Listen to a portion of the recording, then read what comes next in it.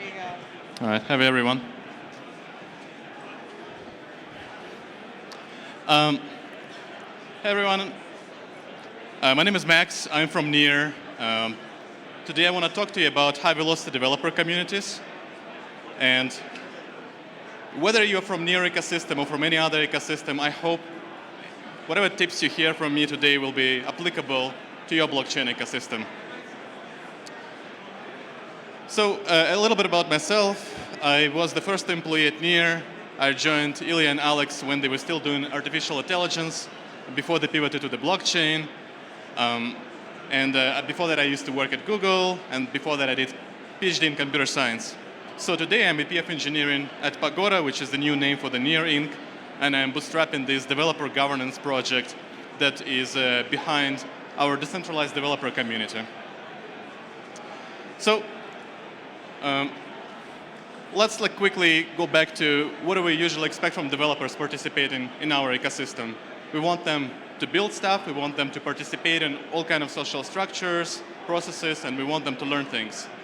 But how do we usually go about it? And it's not unique to NEAR. I think pretty much every blockchain ecosystem has the same approach. We funnel them to a whole bunch of content.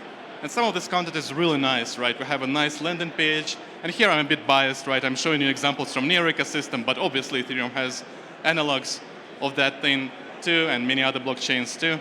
So we funnel them to the landing page that has a lot of routing to the documentation, to the videos, some success stories. Maybe there is a social network where people can mingle with other developers, and maybe there is another catalog of the projects that exist in the ecosystem.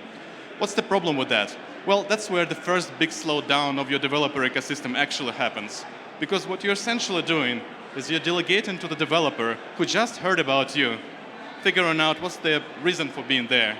Why should they care? Why they should be excited about your ecosystem? And of course, you're going to say, well, we have all the success stories and we have cool projects, and once they're going to see it, they're going to get excited, and then they're going to figure out what they're going to do there, which is a bit of a wishful thinking, let's be honest. Because many of these developers, when they heard the first time about the blockchain or about your ecosystem, they actually have a full-time job. So they have to carve out some time at the end of the workday or during the weekend when they need to go through all of your content and figure out why they care or what they're going to build on it. And even if they're excited about the stuff that you're building, the time between the weekends is enough for them to just forget about what they were doing. And you're going to have a pretty big churn in there and the slowdown of the entire ecosystem.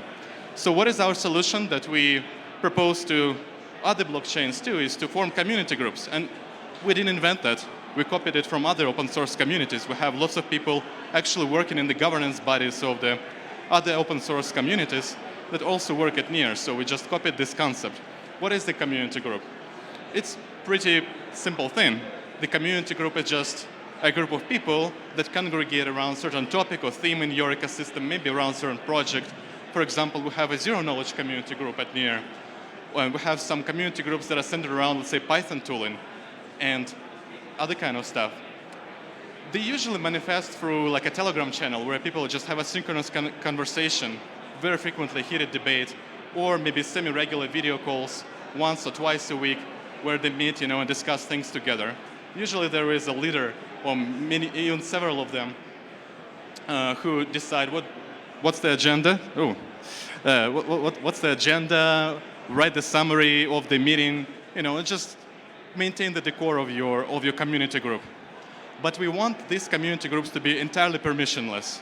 We really encourage for them to not ask for the permission to create a community group. We want anyone to be able to come to NEAR and create a community group. And even if there is one around the topic that you care about, create another one. Let's have 2 zero-knowledge community groups. Let's have some redundancy and duplication. It's a real free market here. And we want people to be able to enter a community group without asking a permission and be able to participate in the conversations. What does it solve? Well, now when developers come to your ecosystem, if you're successful in thrusting them into these community groups, the first thing that developers will see is another person. They appear, someone who already figured out why they need to build in your ecosystem, what they build, and they have passions, they have purpose. They maybe even have a project that they're working on. They already processed all of this content that you otherwise would require the newcomer to figure out on their own. And this is a much better experience. It's a very interactive, human-like experience, which is different from, a person carving out time and going through your content and video recordings on their own in their free time.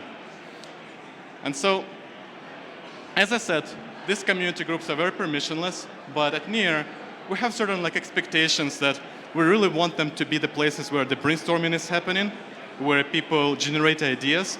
We have very little way of influencing that because, as I said, they don't have to ask us to do anything, but we can facilitate it, we can incentivize them, help them around, because that's what we want from them. We want them to generate ideas and concerns and just some random thoughts. Once the ideas are generated, typically that's where the second slowdown happens in blockchain ecosystems and in open source communities. Usually these ideas do not even leave the person's head, or even if they've been discussed in certain group, there is no follow-up is happening. It might take days for the person to even voice the thoughts and ideas that they have, and it might take months or never for someone to follow up on the idea that they was discussed in some community group meeting. And this is just the reality of all open source communities. So what's the solution to it? Again, learn from the best open source communities. You want these ideas to be written down, and usually in some form on a blockchain. So we have a board, which is a part of our NEAR social network, where people just write their ideas so they never get lost and people can interact with them. That's the place where people do the brain dump in our system. And it pretty much looks like Reddit in there with subreddits. And we try to guarantee that all the ideas are going to be followed through and nothing is going to be lost. So once the ideas are written down, the reality is that many of these projects, they are not created in isolation. They depend on something. They depend on the new contract standard, on new wallet interface, on some infrastructure thing.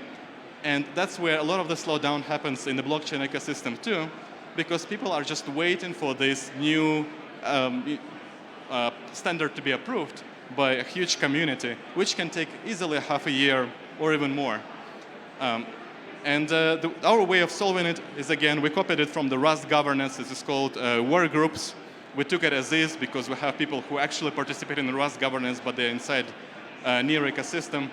So the work group is a group of the experts who are electable. They hold accountable for making sure that the ideas and proposals are reviewed at the given cadence.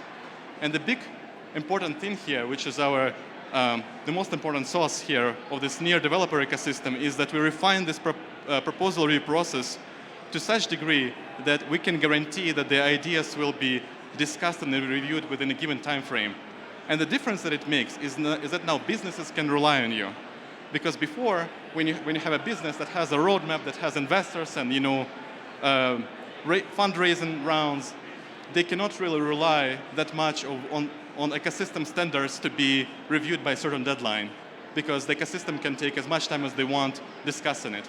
But now with this proposal review process that we took from the Rust and modified heavily, we can guarantee that all of the things are going to be discussed within a certain timeline, and different businesses and projects can actually have their roadmap depend on it.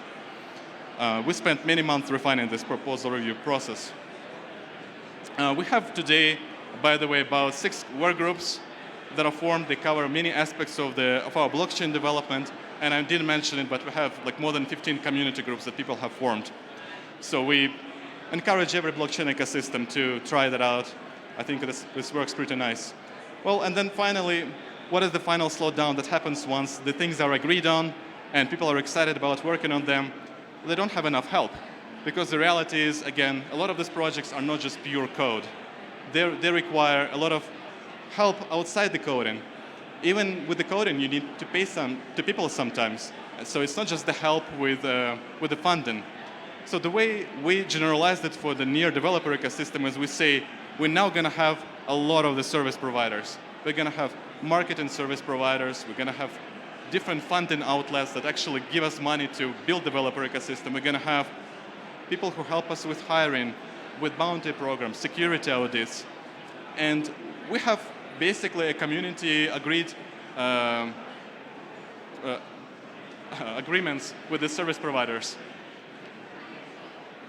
What it does is it guarantees now that people can take the idea from from the fresh brainstorming session in the community group, write it down on the board, have a discussion, have validation by the experts inside the work group, and then get help from all these different service providers that would be paid by our DAO to help different projects succeed. So that's pretty much it, just 4 recipes that I recommend everyone who is building a developer ecosystem inside your blockchain to follow. If you're interested in NEAR developer ecosystem specifically, follow this URL, neardevgov.org.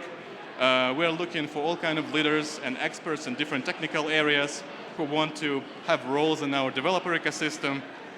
And you might even get paid if you're spending a lot of time on our developer ecosystem and want to incentivize people.